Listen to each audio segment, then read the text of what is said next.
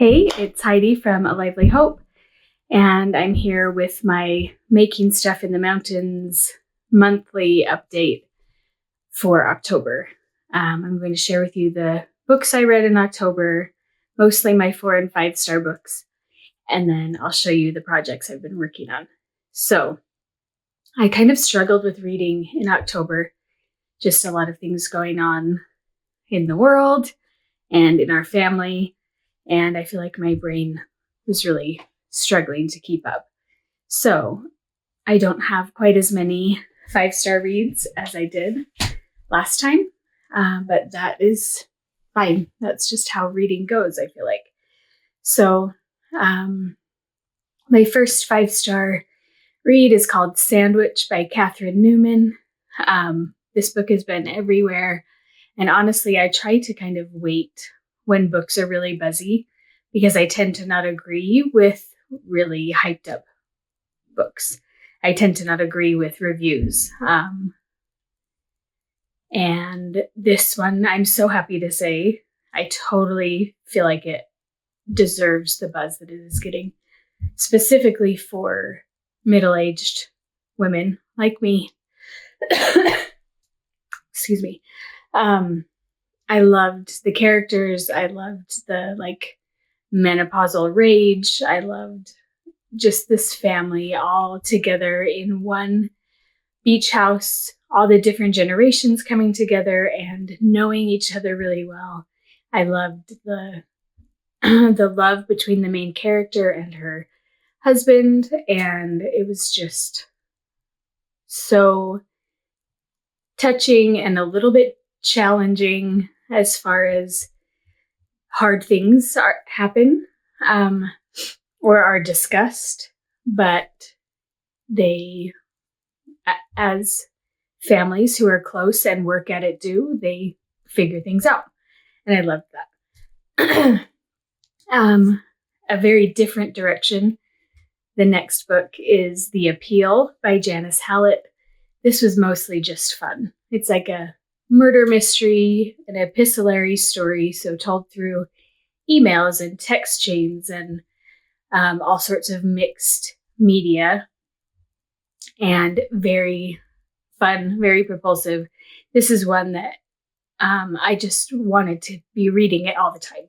I couldn't put it down, even though I had to, because I have responsibilities, unfortunately.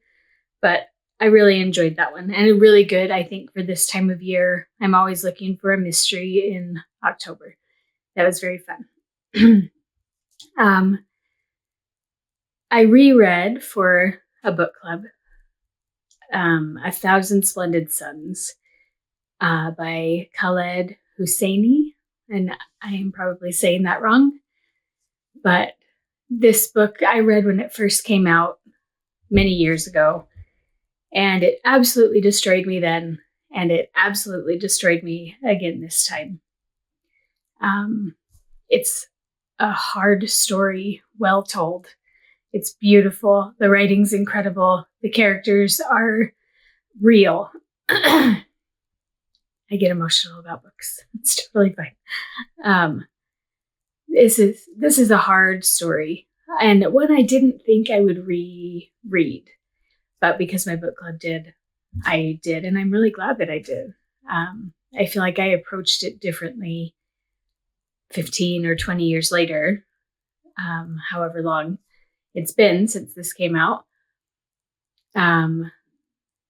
The theme for me was really female friendship and how we as women need it. And these beautiful bonds that are made, and the sacrifices that we make for people that we love. It was a really good book. I apologize for getting emotional, but it happens. My kids, so I'm a homeschool mom, and I read aloud a lot. Most of our homeschool day is me reading aloud various books. And my kids just know, oh, there goes mom. She's getting emotional again. If it's really bad, they'll come and put their hands on me, like little pats. But I feel very strongly about stories and their importance. So, another 5-star read this month was The Small and the Mighty. I talked about it last month that I had been reading it. This is everywhere. It's perfect for this season. I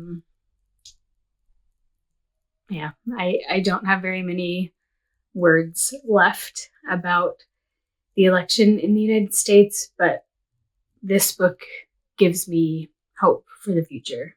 That's The Small and the Mighty by Sharon McMahon. And then I think that's it. I read a total of 9 books, including one read aloud to my kids in October, which is fine. That's on the lower end for me. And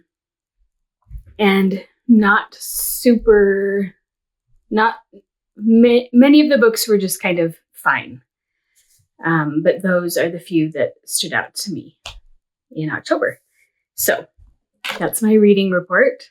Moving on, I will show you a couple of projects that are in progress, and then I will show some video that I actually got in progress. So last month, I showed you the beginning of my sock snake. Let's see if I can. So here's where that is now. If you didn't see the video last month, I'm trying out this new method of knitting a full tube, a sock tube. And I have read that you can make 4 socks from this. So you cut it carefully at intervals and add an afterthought heel and add the toe in a contrasting color. So I'm trying that out. This has been mostly just when I'm a passenger in a car knitting time for me. So there is that. And I think that's all. Most of October has been spent getting ready for the other markets and things that I have coming up. So lots of ornament prep, lots of stitching felt, and making little felt landscapes. Those projects have been taking up most of my time in October.